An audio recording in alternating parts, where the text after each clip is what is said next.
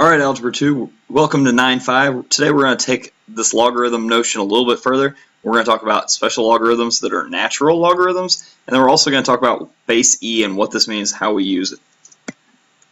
So here's the official definition. It's very mathy, it's very scientific. It has limits as n approaches infinity. Okay, I don't want you to get caught up as much in this definition as in what base E is and how we're going to use it. The natural base E, anytime you see E, it's actually an approximated number. It's kind of like pi. Pi goes on and on and on. So does E. So E can be approximated as 2.7183, and that's rounded to 4 decimal spots. If you don't remember this, you forget this, and you're like, man, I'm really unsure of what E is, type it in your calculator. There's an E button, and we're going to talk more about that here in a couple minutes. Actually, right now. So what we're going to do is we're going to evaluate E to certain powers. If you notice right down here on your calculator, there's a red button on mine. You'll want to find this button on yours. It says LN. We're going to use the LN button more in the next few minutes. However, we're going to use this E to the second that is right above it. It's in blue, so that means we're going to have to use the second button before we do it. So when we go E to this, when we try to find E to a power, what we're going to do is we're first going to hit the second button to access this E to the X. So then we're going to have an E to the X screen, and then we're going to plug in a 2. Okay, so then we'll have E squared, and when you do that, you'll get 7.3891. Notice I rounded to 4 decimals. This is more for consistency than anything, so we're all getting the same answers and we're all on the same page. So 4 decimal places.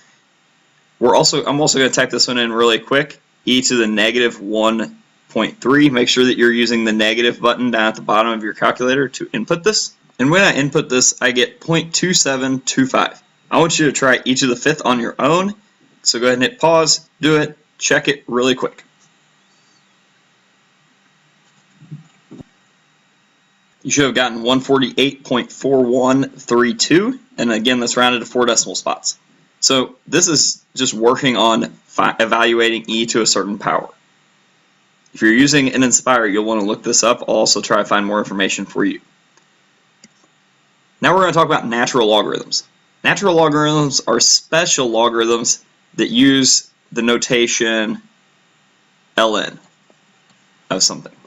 Okay, so the biggest things we want to remember about natural logarithms is that they're the inverse of the E function. Okay, so that means it undoes the E function. It's kind of like addition and subtraction. Addition undoes subtraction. Multiplication undoes division. It also goes the other way around. So division undoes multiplication. So the natural log will undo the E function, and the E function will also undo the natural log. And that's how we're going to use these in solving equations.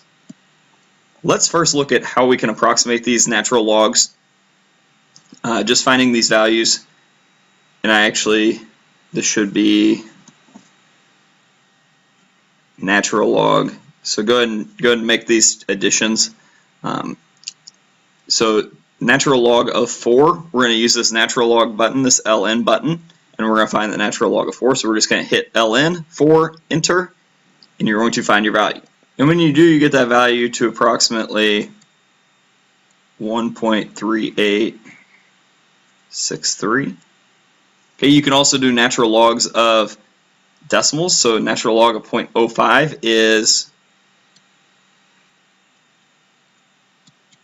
negative 2.9957. I want you to go ahead and try the natural log of 7. So pause it and then check it.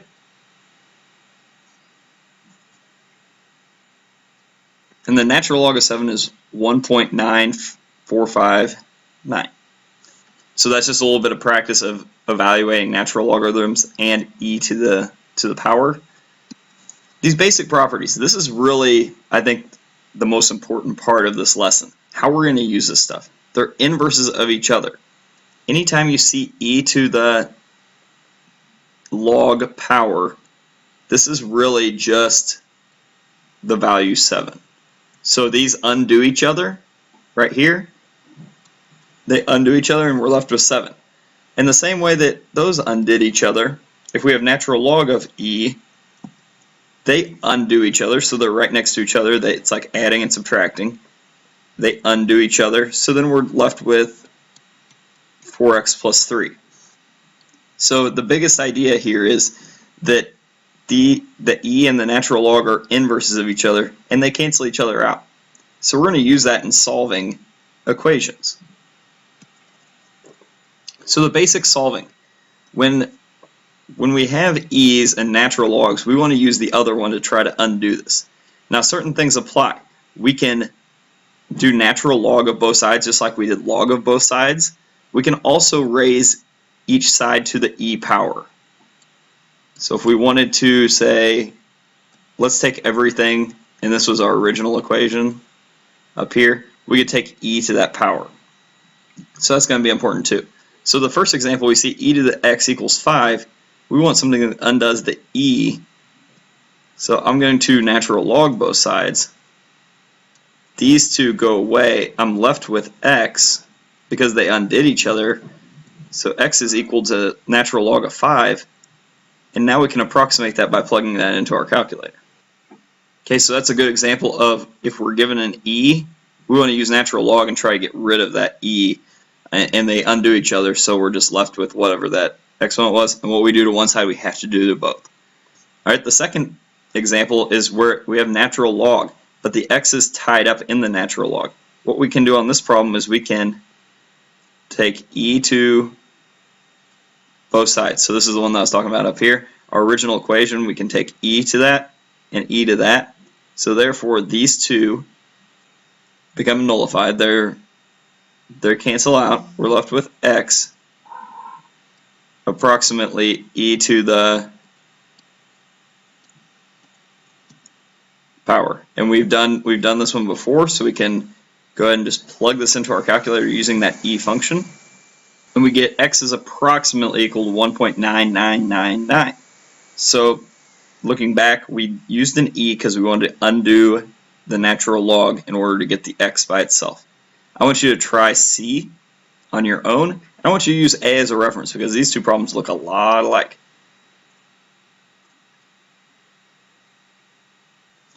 You should have gotten x is equal to the natural log of 6, and then approximating that, you get x is approximately 1.7918.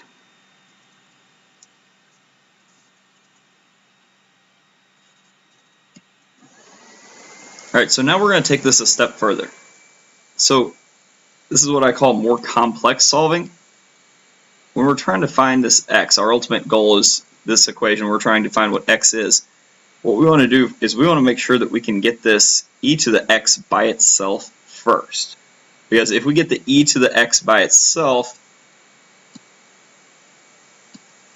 then we can do a problem like A and C.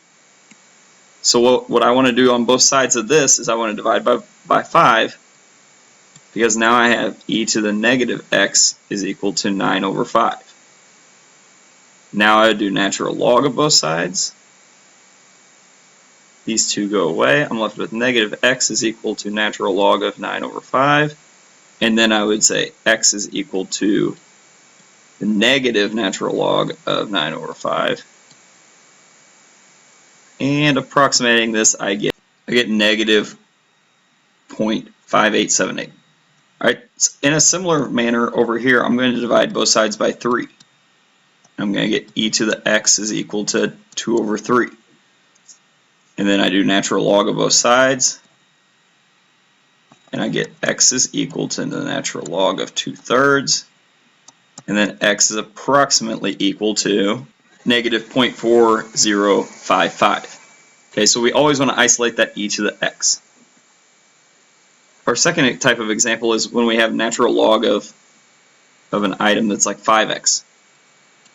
Okay, what we're going to do on this one is we're going to take e to both sides. These two guys go away. We're left with 5x is equal to e to the 4th. Okay, e to the fourth is a number, and then if we divide that number by 5, we'll get our x value. So x is approximately, again, we raised both sides to the e power, and then we took what was inside and we solved the simple equation. We do the same thing over here, and these two go away. We're left with 3x is equal to e to the 7th, which e to the 7th is just a number if you plug that in your calculator. Divide both sides by 3, and we're left with x is approximately 365.5444. Okay, so keep in mind how to undo each example. The next couple examples are how we're going to start class. So these are a little bit more complex. If you want to try these on your own, you can. I'm not going to ask, or I'm not going to require that you do, but at least take a look at them, and then that's what we're going to start with class with.